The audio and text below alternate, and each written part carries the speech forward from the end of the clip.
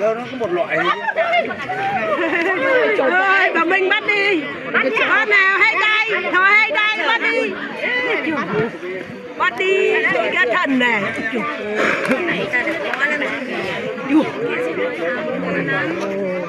cô chụp với cô rồi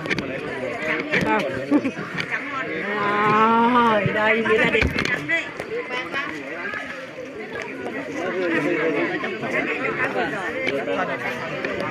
Nào bắt con nào to nhất.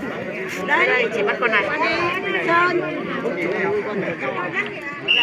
Mà.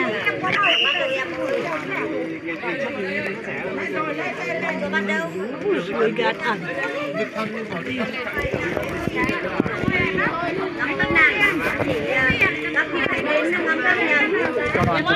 không vì mình mà đoàn một kệ người ta chứ làm kiểu đi đó ôi thợ đẹp cô ơi.